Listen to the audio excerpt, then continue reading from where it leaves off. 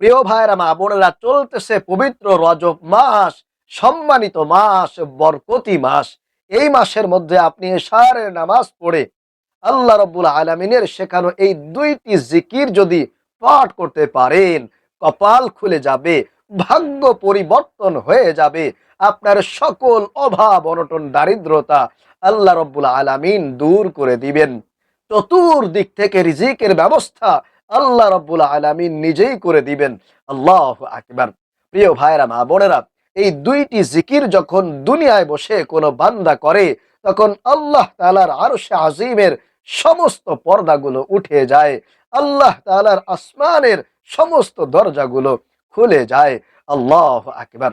প্রিয় ভাইরা মা বোনেরা, এজন্যে আমি আপনাদেরকে অনুরোধ করে বলবো, ও প্রিয় ভাইরা মা বোনেরা, যদি আপনারা আসলেই অনেক বেশি আর্থিক অভাব অনটনের মধ্যে থাকেন, পেরেশানির মধ্যে থাকেন, বিপদ বালা মুসিবত পেরেশানির মধ্যে থাকেন যদি, তাহলে অবশ্যই আজকের এই ভিডিওটি না টেনে, স্কিপ না করে ইনশাআল্লাহ সম্পূর্ণ দেখুন।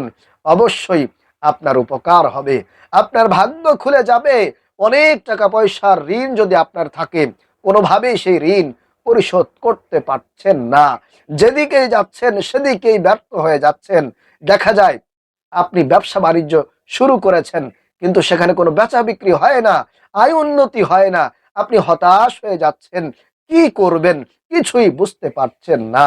তাহলে আমি আপনাদেরকে একটু অনুরোধ করে বলতে চাই, প্রিয় ভাইরা মা বোনেরা, একটু ধৈর্য ধরে আল্লাহর উপরে পরিপূর্ণ ভরসা রেখে, আস্থা রেখে আজকের এই স্পেশাল দুইটি জিকির যদি আপনারা এশারের নামাজ পড়ে একটি নিয়মে পাঠ করতে পারেন, অবশ্যই আল্লাহ আপনার ডাকে সাড়া দিবে, আপনার সকল অভাব অনটন ইনশাআল্লাহ তাআলা দূর হয়ে যাবে।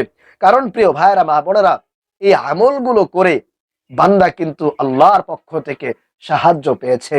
আল্লাহ রাব্বুল আলামিন বান্দাকে অলৌকিকভাবে, কুদরতিভাবে ধন দৌলত দান করেছেন, টাকা পয়সা দান করেছেন, এমন এমন রিজিকের ব্যবস্থা আল্লাহ রাব্বুল আলামিন এমন এমন জায়গা থেকে করে দিয়েছেন, যা বান্দা মৃত্যু পর্যন্ত খেয়েও শেষ করতে পারে নাই।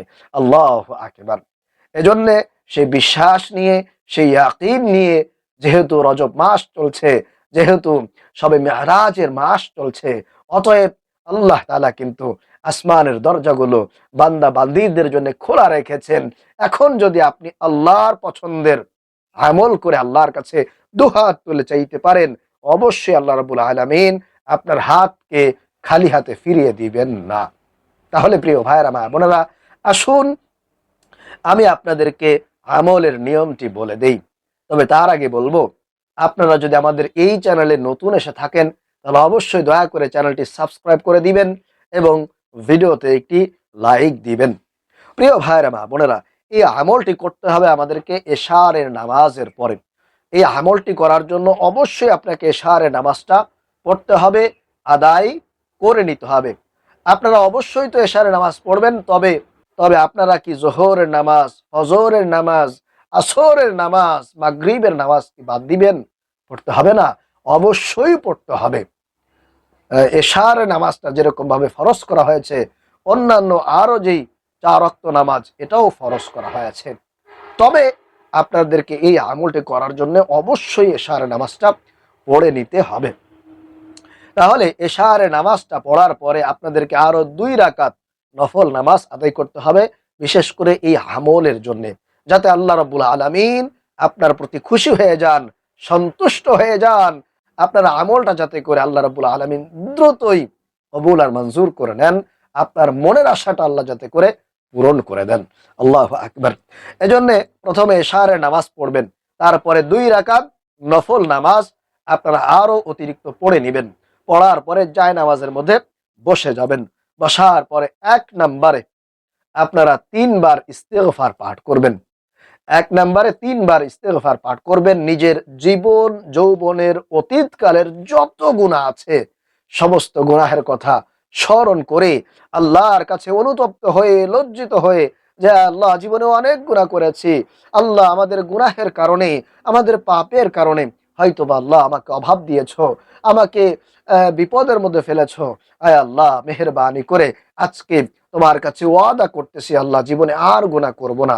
এরকম নিজের মধ্যে একটু অনুতপ্ত বোধ আনবেন, নিজের ভিতরে একটা লজ্জা নিয়ে আসবেন, আল্লাহর কাছে অনুনয় বিনয় করে করে জবান দিয়ে ইস্তেগফারগুলি পাঠ করবেন এইভাবে, আস্তাগফিরুল্লাহ ওয়া আতুবু ইলাইহি, আস্তাগফিরুল্লাহ ওয়া আতুবু ইলাইহি, আস্তাগফিরুল্লাহ ওয়া আতুবু ইলাইহি। এই ইস্তেগফার ৩ বার পাঠ করবেন, তাহলে অবশ্যই আল্লাহ আপনাকে ক্ষমা করে দিবেন। এরপরে ২ নম্বরে আপনারা দুরূদ শরীফ পাঠ করবেন। আল্লাহ রসুলের প্রেম ভালোবাসা মোহাব্বত নিয়ে নিয়ে আল্লাহ রসুলকে খুশি করার জন্যে, আল্লাহ রসুলের শাফায়াত হাসরের মাঠে পাওয়ার জন্যে আপনারা দুরূদ শরীফ বেশি বেশি পাঠ করবেন। বিশেষ করে ৩ বার অবশ্যই পাঠ করার চেষ্টা করবেন। নামাজের দুরূদ, দুরূদ ইব্রাহিম পাঠ করবেন।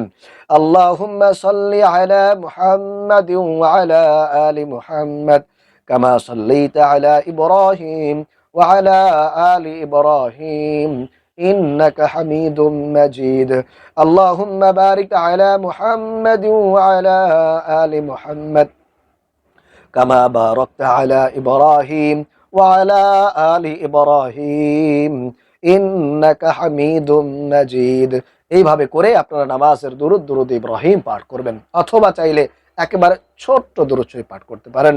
সাল্লাল্লাহু আলাইহি ওয়াসাল্লাম, সাল্লাল্লাহু আলাইহি ওয়াসাল্লাম, সাল্লাল্লাহু আলাইহি ওয়াসাল্লাম। এইভাবে দুরূদ শরীফ পাঠ করবেন আল্লাহ রাসূলের প্রেম নিয়ে, মহব্বত নিয়ে, ভালোবাসা নিয়ে। তারপরে প্রিয় ভাইরা মা বোনেরা, ৩ নম্বরে আপনারা আল্লাহ পাক রব্বুল আলামিনের এই সিফতি গুণবাচক শ্রেষ্ঠ নামটি বা জিকিরটি ১০০ বার পাঠ করবেন। এইভাবে, এই নিয়মে পড়বেন, ইয়া রহমানু ইয়া আল্লাহ, ইয়া রহমানু ইয়া আল্লাহ। নামটা হলো ইয়া রহমান। সেই নামের সাথে আপনারা আল্লাহ তাআলার যে মূল নাম আল্লাহ, এই নামটা আপনারা যোগ করে এইভাবে পড়বেন, ইয়া রহমানু ইয়া আল্লাহ, ইয়া রহমানু ইয়া আল্লাহ, ইয়া রহমানু ইয়া আল্লাহ। এইভাবে করে ১০০ বার পড়বেন। এরকম একটা তাসবিহ থাকলে তাসবিহ নিয়ে ১০০ বার পড়বেন। এরপরে যেই দোয়াটি পাঠ করলে আল্লাহ তাআলার রিজিকের ভান্ডার ওই বান্দার জন্য, ওই বান্দির জন্য খুলে যায়, রিজিকের দরজা আল্লাহ রাব্বুল আলামিন খুলে দেন। আল্লাহু আকবার। প্রিয় ভাইরা মা বোনেরা, এই দোয়াটি রিজিক বৃদ্ধির জন্য আল্লাহর পক্ষ থেকে গায়বী সাহায্য, গায়বী রিজিক পাওয়ার জন্য খুবই স্পেশাল, খুবই গুরুত্বপূর্ণ। এজন্য অবশ্যই এই দোয়াটি আপনারা ১০০ বার পড়বেন, অথবা যদি সময় না থাকে তাহলে ৭ বার পড়বেন। তবে আমি আপনাদেরকে প্রেফার করব, অনুরোধ করব যে ১০০ বার পড়ার চেষ্টা করবেন। সেই তাসবিহটি হলো, সেই জিকিরটি হলো, ইয়া হাইয়ু ইয়া কাইয়ুম লা ইলাহা ইল্লা আনতা বিরহমাতিকা আস্তাগীস, ইয়া হাইয়ু ইয়া কাইয়ুম লা ইলাহা ইল্লা আনতা বিরহমাতিকা আস্তাগীস, ইয়া হাইয়ু ইয়া কাইয়ুম লা ইলাহা ইল্লা আনতা বিরহমাতিকা আস্তাগীস।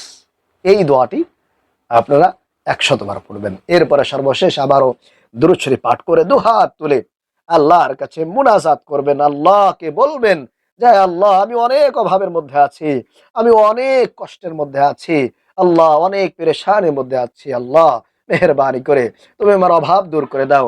আল্লাহ রজব মাস চলতেছে, বরকতের মাস চলতেছে, আল্লাহ তুমি যে মাসকে সম্মান দিয়েছ, যেই মাসে যুদ্ধ বিগ্রহ করা হারাম ছিল, যে মাসটাকে তুমি এত মর্যাদা দিয়েছ, এত সম্মান যে মাসকে দিয়েছ, আল্লাহ সেই মাসে তোমার পছন্দের আমল করে আল্লাহ তোমার দরবারে আমি গুনাহগার বান্দা, আমি গুনাহগার বান্দি দুহাত উঠিয়েছি, আল্লাহ মেহেরবানি করে আমার রিজিক বৃদ্ধি করে দাও, আমার অভাব অনটনকে দূর করে দাও, আল্লাহ পেরেশানি দূর করে দাও। আল্লাহ অনেক টাকা ঋণ করে ফেলেছি, আল্লাহ কোনো ব্যবস্থা পাচ্ছি না যে মানুষের টাকা পরিশোধ করব, আল্লাহ ঋণ মুক্ত হব, কোনো উপায় পাচ্ছি না। আল্লাহ মেহেরবানি করে আল্লাহ তোমার রহমত দান করো, তোমার বরকত দান করো, আমার পরিবার সংসারে আল্লাহ তুমি রিজিক দিয়ে ভরপুর করে দাও। এইভাবে করে একেবারে মন থেকে, কলিজা থেকে আপনারা যতটা হৃদয় থেকে কথাগুলো বলতে পারবেন, আল্লাহ তাআলা আপনার কথাগুলো তত বেশি সাড়া দিবে। আপনার অভাব অনটন কিন্তু আল্লাহ রাব্বুল আলামিন দূর করে দেবেন ইনশাআল্লাহ। তাহলে আশা করি প্রিয় ভাইয়েরা, মা বোনেরা, আপনারা বুঝতে পেরেছেন আল্লাহ রাব্বুল আলামিন আমাদেরকে এই সম্মানিত মাসে এই আমলগুলো করে আমাদের রিজিককে, আমাদের অভাব অনটনগুলোকে দূর করার তৌফিক দান করুন। আমিন।